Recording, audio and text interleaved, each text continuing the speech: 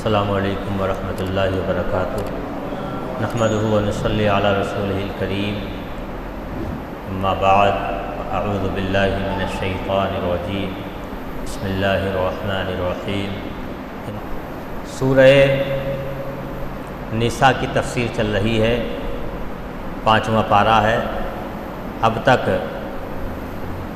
سورہ نساء کی 117 آیات کی تفسیر ہو چکی ہے۔ آج انشاءاللہ 118ویں آیت کی تفسیر آپ حضرات ملاحظہ فرمائیں گے۔ اللہ تبارک و تعالی ارشاد فرماتا ہے، لعنہ اللہ وقال لأتخذن من عبادک نصیبا مفروضا۔ اللہ تبارک و تعالی نے اس پر لعنت فرمائی اور اس نے کہا کہ میں ضرور تیرے بندوں سے ایک مقررہ حصہ لوں گا۔ شیطان ابلیس کا ذکر ہو رہا ہے کہ اللہ تبارک و تعالیٰ نے شیطان یعنی ابلیس لعین پر لعنت فرمائی۔ جب اللہ تبارک و تعالیٰ نے ابلیس کو حکم دیا تھا اور تمام فرشتوں کو حکم دیا تھا کہ آدم کو سجدہ کرو، تو اس نے حضرت آدم علیہ السلام کو سجدہ نہ کیا۔ اللہ تبارک و تعالیٰ کی بارگاہ سے مردود قرار دے دیا گیا، نکال دیا گیا۔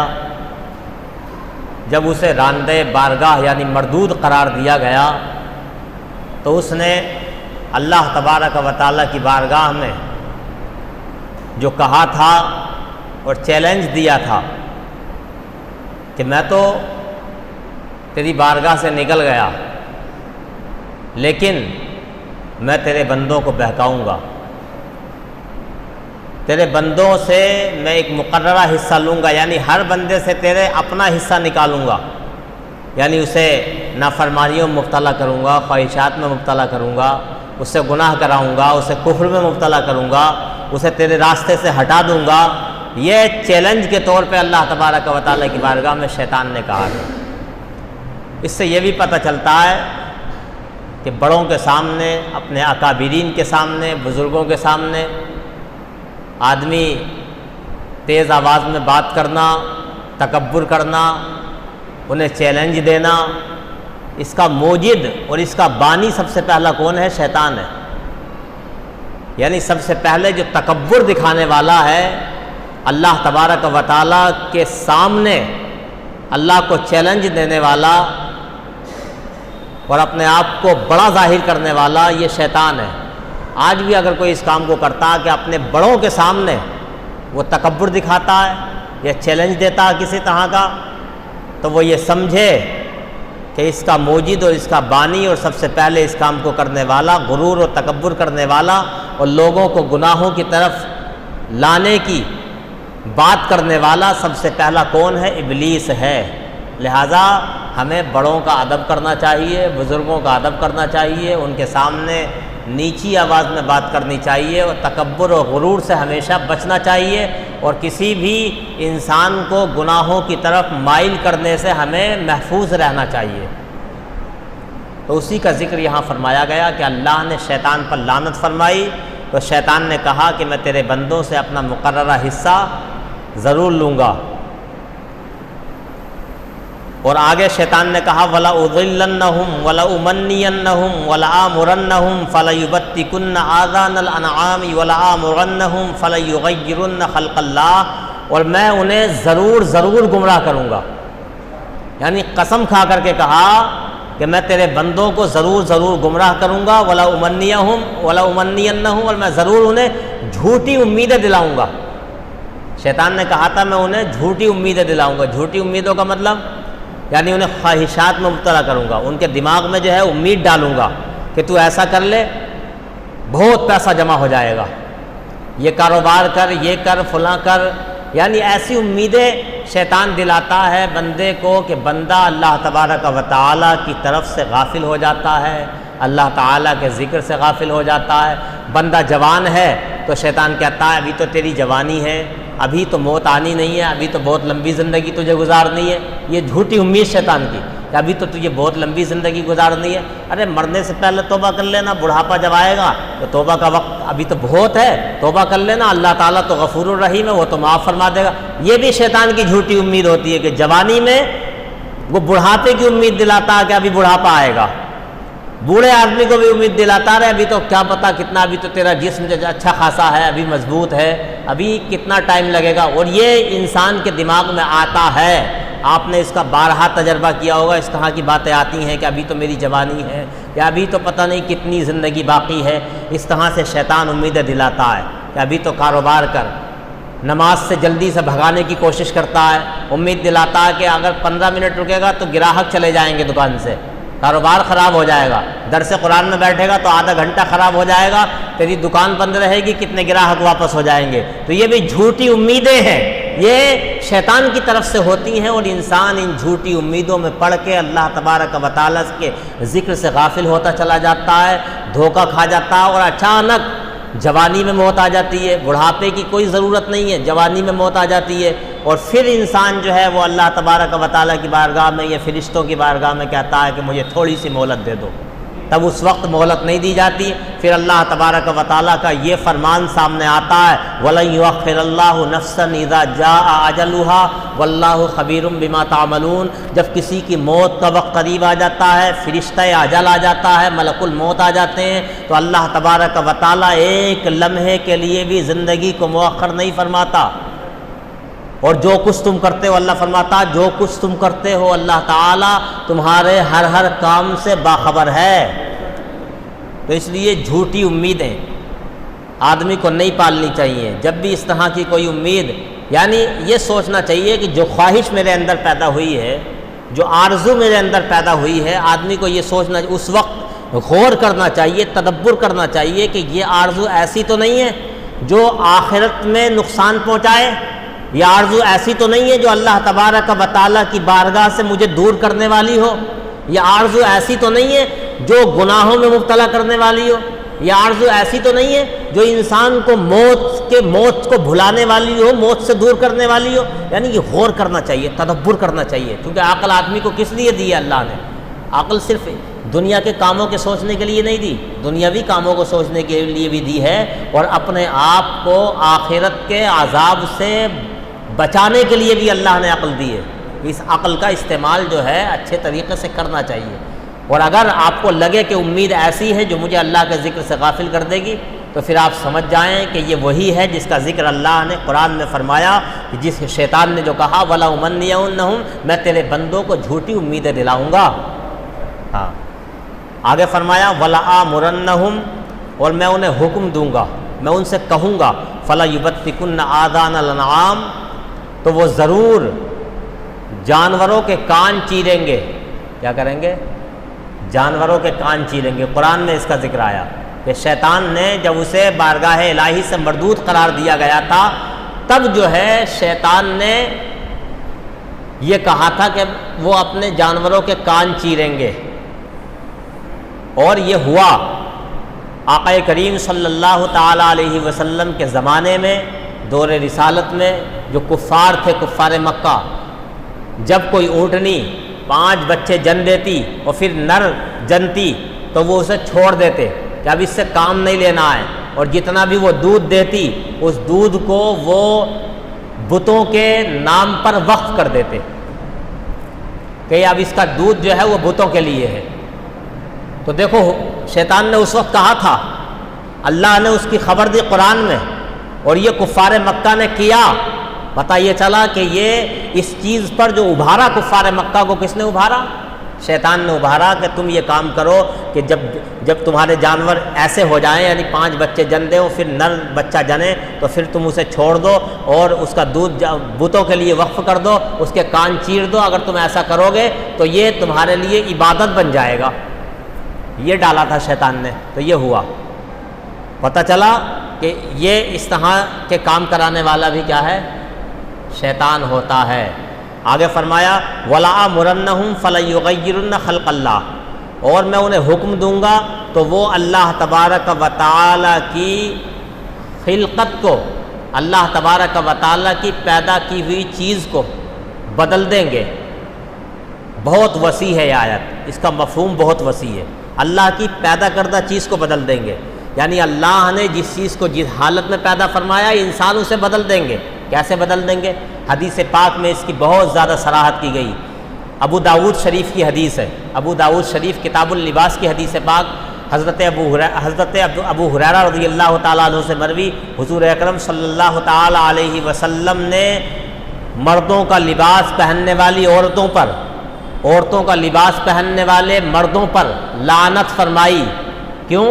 اللہ نے جو مردوں کا لباس بنایا، تخلیق کیا، پیدا کیا، یہ مردوں کے لیے، عورتوں کا لباس بنایا عورتوں کے لیے۔ اب اگر کوئی اس کا الٹا کرتا ہے تو حضور نے اس پر لعنت فرمائی، یعنی اس نے اللہ تبارک و تعالیٰ کی پیدا کی ہوئی چیز کو بدلنے کی کوشش کی۔ دوسری حدیث بخاری شریف کی حدیث، حضرت عبداللہ ابن عمر رضی اللہ تعالیٰ عنہ سے غالباً مروی کہ حضور اکرم صلی اللہ تعالیٰ علیہ وسلم نے ارشاد فرمایا کہ اللہ تبارک و تعالیٰ نے زنانہ مردوں پر اور زنانہ عورتوں پر لعنت فرمائی۔ کیا مطلب ہوا؟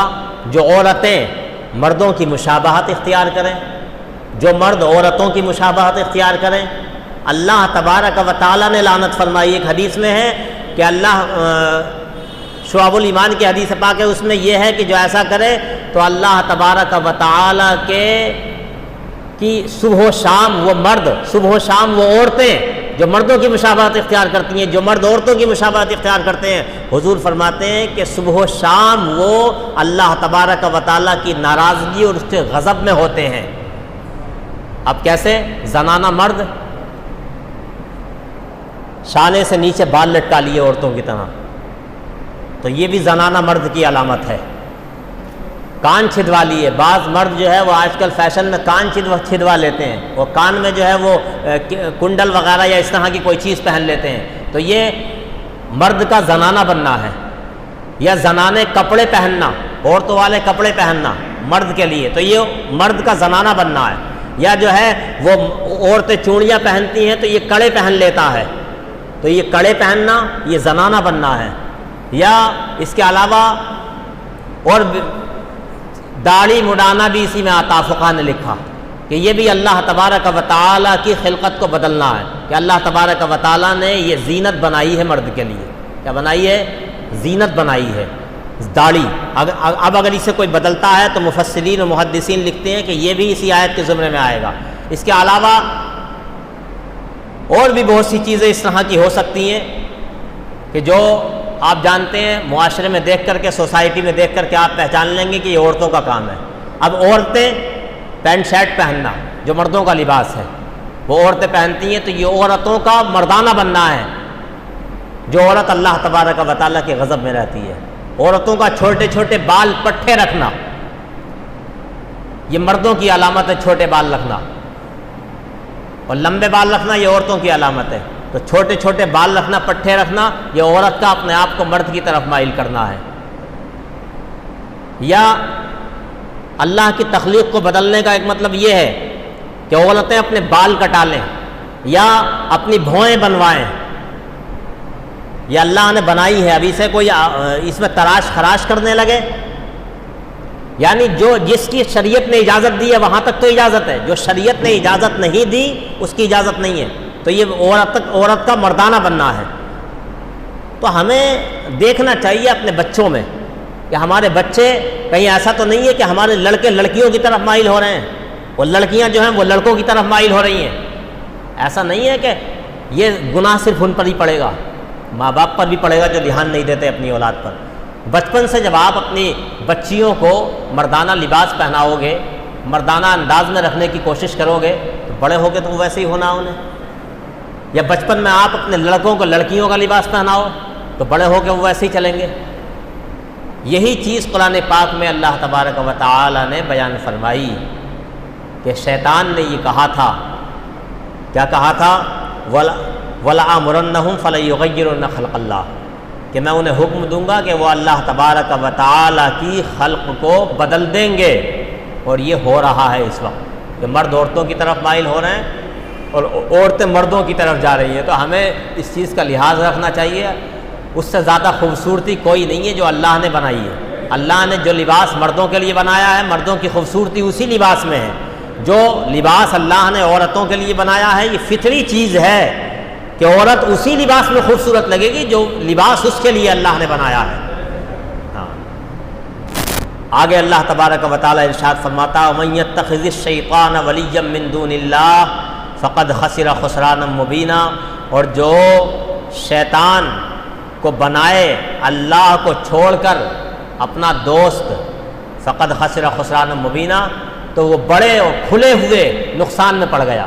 جو شیطان کو اللہ کو چھوڑ کر، یعنی ظاہر سی بات ہے جو اللہ تبارک و تعالیٰ کے حکم کو چھوڑ کر، اللہ کے رسول کے حکم کو چھوڑ کر، اللہ کی اطاعت و فرما برداری کو چھوڑ کر ایسا کام کر رہا ہے جس میں اللہ کی نافرمانی ہے، ایسا کام کر رہا ہے جس سے اللہ ناراض ہو جائے گا، تو یہ شیطان کی پیروی کرنا ہی تو ہوا، یہ شیطان کو دوست بنانا ہی تو ہوا۔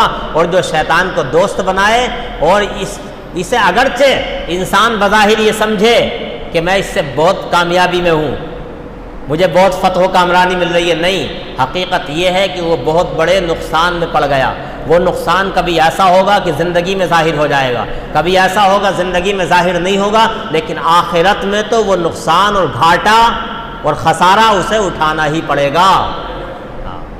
تو ہمیں غور کرتے رہنا چاہیے کہ ہم جو کام دن بدن کرتے جا رہے ہیں، کوئی کام ایسا تو نہیں ہے جو اللہ کی نافرمانی کو بتاتا ہے۔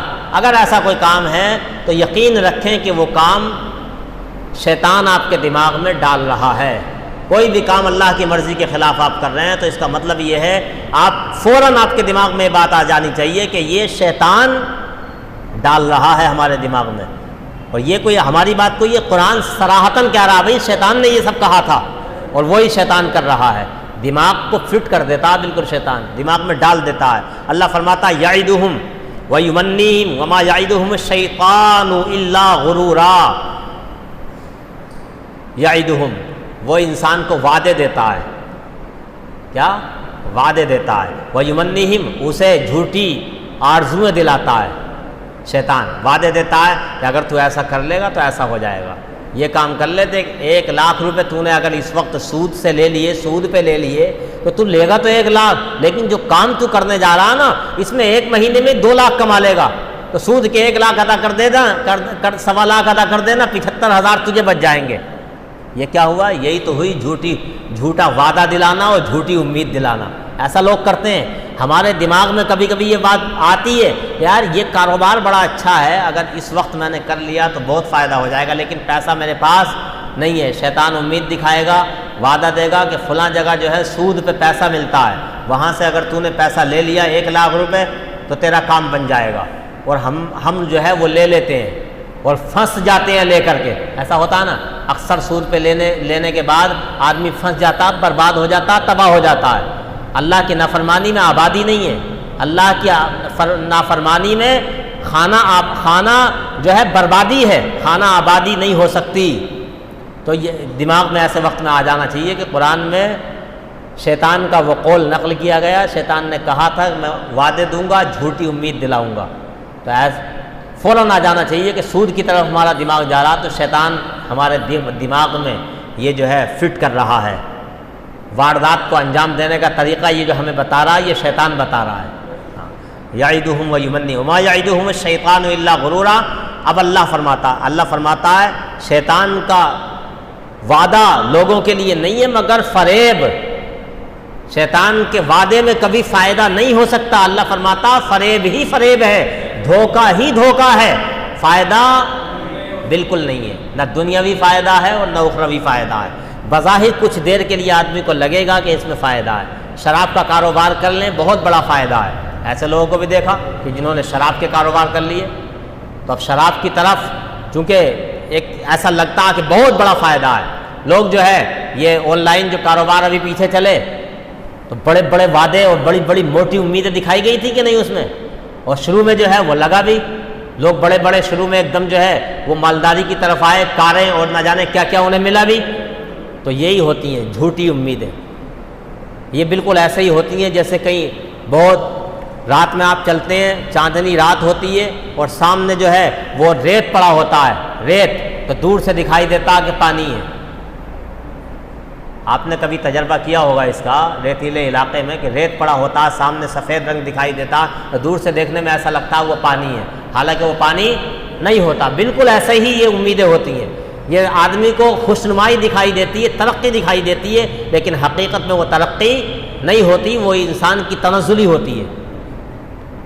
ہاں تو شیطان بھائی سب کچھ تو دینے والا اللہ ہی ہے، ہاں اللہ تبارک و تعالیٰ کی مرضی کے خلاف چلے گا انسان تو فائدہ نہیں ہو سکتا، یا وقتی فائدہ ہو بھی جائے تو اسے سزا کتنی بھگتنی پڑے گی اس پہ بھی غور کر لینا چاہیے۔ اولئک مأواہم جہنم، اب اللہ تعالیٰ فرماتا یہ سب بتانے کے بعد بھی، یہ ساری چیزیں آنے کے بعد بھی، سامنے آنے کے بعد بھی، شیطان کا یہ فرمان اور شیطان کی یہ باتیں، یہ جھوٹی امیدوں کی باتیں، یہ ساری سامنے آنے کے بعد بھی اگر انسان پھر بھی ان جھوٹی امیدوں میں رہتا ہے، پھر بھی ان جھوٹی آرزوؤں کے پیچھے چلا جاتا ہے، پھر بھی شیطان کے جھوٹے وعدوں کے پیچھے وہ لگ جاتا ہے، تو اللہ فرماتا ہے اولئک مأواہم، یہی وہ لوگ ہیں مأواہم جن کا ٹھکانہ جہنم ہے، جہنم جن کا ٹھکانہ، ولا یجدون عنہا محیصا، اور جہنم سے نکلنے کی کوئی راہ پائیں گے نہیں، جہنم سے نکلنے کی کوئی راہ نہیں ہے۔ اللہ کی اجازت کے بغیر کوئی بندہ جہنم سے نکل سکے گا؟ نہیں نکل سکے گا۔ اس لیے جو ہے ہمیں جھوٹی امیدیں نہیں پالنی چاہیے، لمبے چوڑے کاروبار کی امیدیں، لمبا چوڑا کاروبار جائز ہے، لیکن اللہ تبارک و تعالیٰ کی نافرمانیوں کے ساتھ لمبا چوڑا کاروبار، کہ کاروبار جیسے جیسے بڑھ رہا ہے آپ کی نمازیں کم ہوتی جا رہی ہیں، آپ کی جماعت چھوٹنے لگی، آپ سے گناہ ہونے لگے، حلال و حرام کا فرق جو ہے وہ کم ہو گیا، حلال و حرام کی تمیز مٹنے لگی، تو اس کا مطلب یہ ہے کہ یہ سب شیطانی امیدیں ہیں۔ اور آدمی یار دیکھتے نہیں آپ، یہ تو تجربہ ہے ہمارا، برابر ہم دیکھتے ہیں کہ آدمی بڑی بڑی امیدیں لگاتا ہے، جوانی ہوتی ہے اور اچانک خبر آتی ہے کہ انتقال ہو گیا، ایکسیڈنٹ ہو گیا، اچانک موت آ جاتی ہے۔ جب موت آتی ہے تو اس وقت بہت فرمائشیں کرتا ہے، لیکن اس وقت کی فرمائشیں کامیاب نہیں ہوتی۔ ہاں آگے اب اللہ تبارک و تعالیٰ کے قرآن کریم کا یہ اسلوب ہے کہ جہاں نیکوں کا بیان ہوتا وہاں پھر بروں کا بیان بھی ہوتا ہے، یا جہاں بروں کا بیان ہوتا وہاں نیکوں کا بیان ہوتا ہے، جہاں جہنم کا بیان ہوتا تو وہاں جنت کا بھی بیان ہوتا ہے۔ یہ زیادہ تر قرآن پاک کا جو ہے یہ اسلوب رہا ہے۔ تو یہاں بھی اب دیکھو جہنمیوں کا بیان ہوا، شیطان کی امیدوں کا بیان ہوا، تو اب تھوڑا سا بیان اس کے بعد میں جنت کا ہے، یعنی اچھے لوگوں کا بیان کیا جا رہا ہے۔ پھر فرمایا والذین آمنوا وعملوا الصالحات سندخلهم جنات تجری من تحتها الانہار خالدین فیہا ابدا وعد اللہ حقا ومن اصدق من اللہ قیلا، وہ لوگ جو ایمان لائے، وعملوا الصالحات اور نیک اعمال کیے، سندخلهم جنات تجری، ہم انہیں داخل کریں گے ایسے باغات میں، ایسی جنتوں میں جن کے نیچے نہریں رواں ہیں، خالدین فیہا ابدا، اسی میں وہ ہمیشہ رہیں گے، وعد اللہ حقا، اللہ کا وعدہ بالکل سچا ہے، شیطان کے وعدے جھوٹے ہیں، اللہ فرماتا اللہ کا وعدہ بالکل سچا ہے، ومن اصدق من اللہ قیلا، اور اللہ تبارک و تعالیٰ کی بات سے زیادہ سچی بات کس کی ہو سکتی ہے؟ کسی کی نہیں ہو سکتی۔ یہاں یہ بیان فرمایا گیا، یہ تو ہوئی شیطان کی باتیں پیچھے والی، لیکن اب ہیں جو ایمان لائے۔ اچھا ایمان کے ساتھ قرآن پاک میں نجات کے لیے جہاں جہاں ایمان کا ذکر ہوتا تو بعد میں آتا وعملوا الصالحات، اور نیک اعمال کیے۔ پتہ چلا کہ فقط ایمان لانا یہ نجات کے لیے کافی نہیں ہے، فقط ایمان لانا یہ جنت میں جانے کے لیے کافی نہیں ہے، بلکہ ایمان کے ساتھ ساتھ نیک اعمال کرنے بھی ضروری ہیں۔ ایمان بھی لائیں، اس کے بعد نیک اعمال۔ نیک اعمال سے مراد ہم آج کل یہ سمجھتے ہیں بہت سے لوگ کہ نیک اعمال سے مراد یہ ہے کہ نماز پڑھ لینا، زکوٰۃ دے دینا، حج کرنا، روزے رکھ لینا، یعنی جن نیک کاموں کا اللہ نے حکم دیا ہے یہ کر لیے تو اب بس ہم اس زمرے میں آ گئے وعملوا الصالحات۔ لیکن نہیں، نیک اعمال کا فقط یہ مطلب نہیں کہ نماز، روزے، حج و زکوٰۃ کو ادا کر لینا اور باقی گناہوں میں پڑے رہنا، یعنی آدمی نماز بھی پڑھ رہا، روزے بھی رکھ رہا، حج بھی کر رہا، زکوٰۃ بھی کر رہا، اور ساتھ میں جو ہے وہ سود کا پیسہ بھی کھا رہا ہے، ساتھ میں وہ شراب بھی پی رہا ہے، ساتھ میں وہ ایک دوسرے کی چغلیاں بھی کر رہا ہے، ساتھ میں وہ بیٹھکوں پہ بیٹھ کے ایک دوسرے کی برائی بیان بھی کر رہا ہے، ساتھ میں وہ مسلمانوں کو نقصان پہنچانے کا کام بھی کر رہا ہے، ساتھ میں وہ جھوٹ بھی بول رہا ہے، تو یہ ابھی نیک عمل نہیں ہوا۔ نیک عمل کا مطلب یہ ہے کہ آدمی یہ نیک کام بھی کرے، نماز، روزے، حج و زکوٰۃ، اور ساتھ میں برائیوں سے بچنا بھی ہے اسے، جھوٹ سے بچنا ہے، غیبت سے بچنا ہے، چغلی سے بچنا ہے، شراب سے بچنا ہے، جوئے کے اڈوں پہ جانے سے بچنا ہے، ان سب چیزوں سے بچنا بھی ہے، دوسروں کو نقصان پہنچانے کے تصورات سے بچنا ہے، تب ہوگا وہ کہ اب اس نے نیک اعمال بھی کیے۔ اگر آدمی ایسا بنا تو پھر اللہ کہتا ہے کہ اگر ایسا بن گیا تو پھر وہ یقین رکھے، پھر اللہ تبارک و تعالیٰ کا اس پر فضل ہوگا، اور کیسا فضل ہوگا کہ اللہ تعالیٰ اسے جنتوں میں داخل فرمائے گا، اور جنتیں بھی کیسی ہوں گی؟ جن کے نیچے دودھ کی، پانی کی، شہد کی، شراب طہور جو جنت کی شراب ہے، اس شراب طہور کی نہریں جاری ہیں جن کے نیچے۔ اللہ فرماتا یہ دنیا کی امیدیں تو شیطان کی امیدیں اور آرزویں اور خواہشیں ہیں، لیکن جو اللہ تبارک و تعالیٰ تمہیں بتا رہا وہ حقیقت میں آرزویں ہیں، وہ حقیقت میں خواہشیں ہیں، اور ان ساری خواہشات کو بندے کی جو بھی خواہش کرے گا بندہ جنت میں اس خواہش کو پورا کر دیا جائے گا۔ اللہ تعالیٰ ہم سب کو جنت عطا فرمائے۔ اللہ کی بات سے زیادہ سچی بات کس کی؟ اللہ کی بات سے زیادہ سچی بات کسی کی نہیں۔ سچ کے مقابلے میں سب سے اوپر اللہ ہے، اس کے بعد اس کا محبوب ہے۔ اللہ کی کوئی بات جھوٹی نہیں ہو سکتی، اس نے جو وعدہ کیا ہے وہ نبھائے گا۔ بقیہ کسی کا بھی وعدہ جھوٹا ہو سکتا ہے لیکن اللہ کا وعدہ جھوٹا نہیں ہو سکتا۔ ان انسانوں کے وعدے جھوٹے ہو سکتے ہیں لیکن اللہ کا نہیں، شیطان کا وعدہ جھوٹا ہوگا، اللہ کا نہیں۔ تو یہ دانش مندی اور عقل مندی، ہماری عقل بھی کہتی ہے کہ دانش مندی انسان کی اور عقل مندی یہ ہے کہ وعدہ اس کا مانا جائے جو سچا ہو، اور یہ بے وقوفی ہے انسان کی کہ اس کے وعدے پہ، اس کی امید پہ عمل کرے جو جھوٹا ہو۔ تو ہمیں عقل اللہ نے دی ہے، ہمیں عقل کے حساب سے اور عقل سے سوچنا چاہیے، غور کرنا چاہیے یہ کام اچھا ہے یا برا ہے۔ اچھائیوں اور برائیوں میں تمیز کرنے ہی کے لیے حقیقت میں اللہ نے ہمیں عقل عطا فرمائی ہے۔ اللہ تعالی ہم سب کو عمل کی توفیق عطا فرمائے۔